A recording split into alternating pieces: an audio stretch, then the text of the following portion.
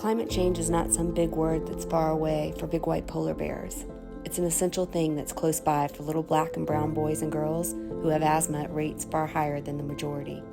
Drew Lanham wrote that in his book, The Home Place, Memoirs of a Colored Man's Love Affair with Nature. I had a moment when I first read those words, because I know those polar bears. I think I've shown you those polar bears. I've thought about those damn polar bears a lot over the years. But honestly, until I really started educating myself on the climate crisis, I hadn't thought nearly as much about brown and black boys and girls.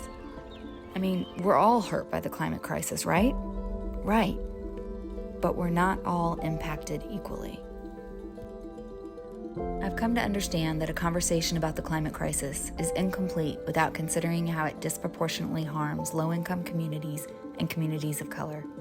The late Archbishop Desmond Tutu called climate change the apartheid of our times.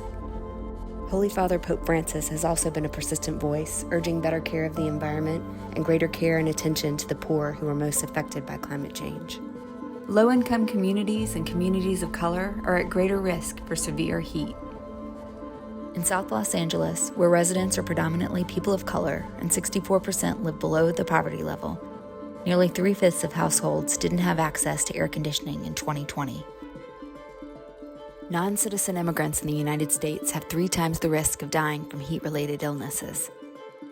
The legacy of federal redlining in our country, the government mapping of boundaries around mostly black and immigrant neighborhoods in red ink that were designated as risky investments and used by banks and insurance companies to systematically refuse or limit loans, mortgages, or insurance to people in those neighborhoods, it's been a significant factor in many present-day disparities in wealth, health, and social mobility.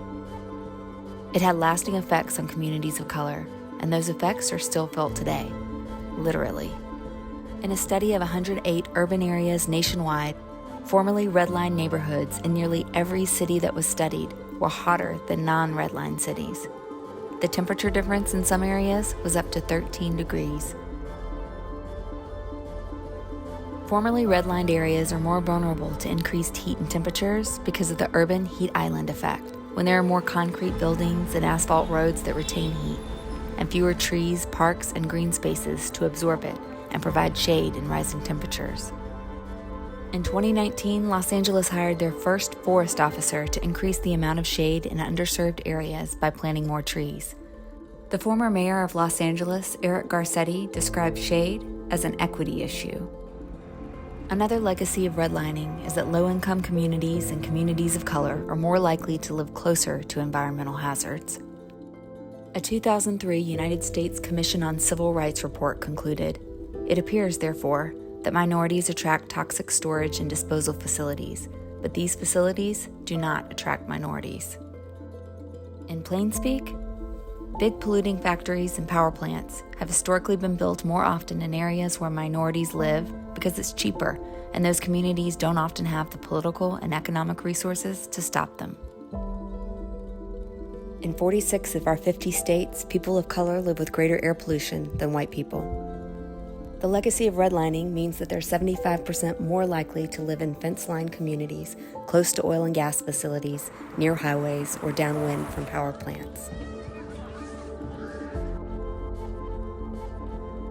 Although African Americans are just 12% of the U.S. population, 68% of Black American people in our country live within 30 miles of a coal-fired power plant.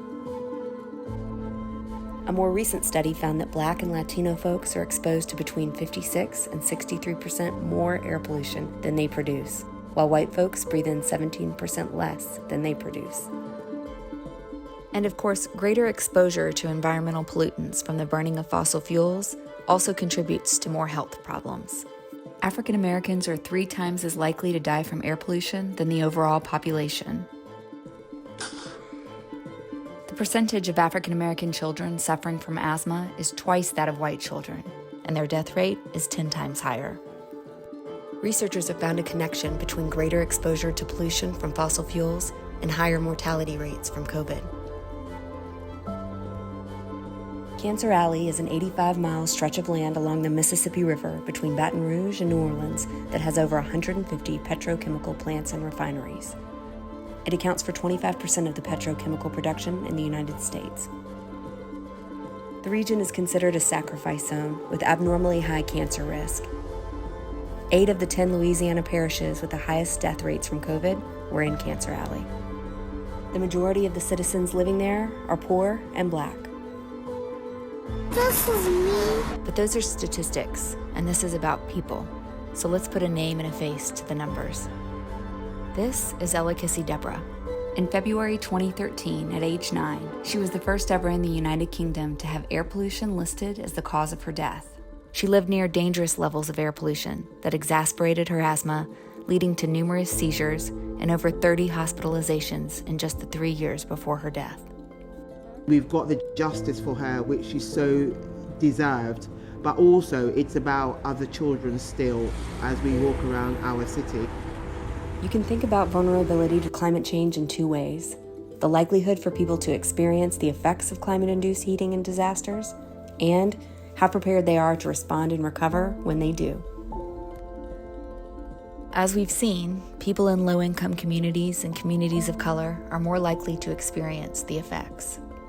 Multiple studies in the United States have shown that Black and Hispanic people and people with low incomes are more likely to live in areas at high risk of flooding from natural disasters than white and Asian people. The Al Dejan Charles Band of the Biloxi Chitimacha Choctaw tribe became the country's first climate refugees, in part because oil extraction eroded their island home. Life was great, but I didn't want to admit that the island was disappearing. We realized that we was washing away. Systemic factors make it much more challenging for low-income communities and communities of color to be resilient when climate-induced disasters do happen. People in those communities live in infrastructure that's more likely to experience power outages and other damage as a result of disasters. They're less likely to have cars to leave as disasters approach or after they've left behind devastation. Less likely to have health insurance to address medical needs that occur as a result of disasters. Less likely to have home insurance or other income to build or relocate following a climate disaster. The Centers for Disease Control rated the 10 counties across the United States most vulnerable to natural disasters, defined not only as their potential exposure to disasters, but their resilience to extreme climate events. Those counties were 81% people of color on average. These same inequities are true all around the world. Developing nations are the most impacted by extreme disasters and the least able to afford them.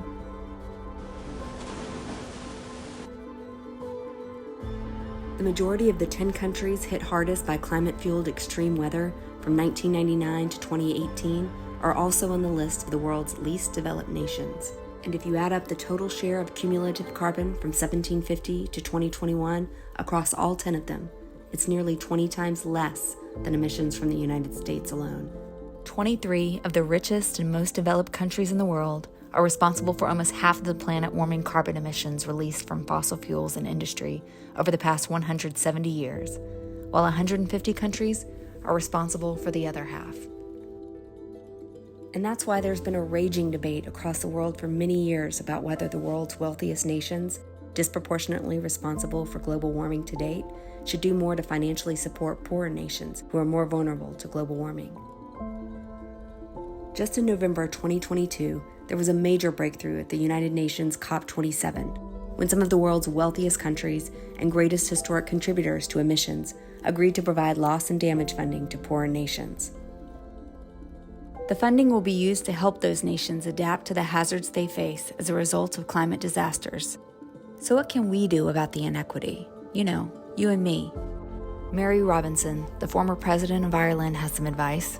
We must insist on a shift from a discourse on greenhouse gases and melting ice caps into a civil rights movement with the people and communities most vulnerable to climate impacts at its heart. So, less polar bear, more people.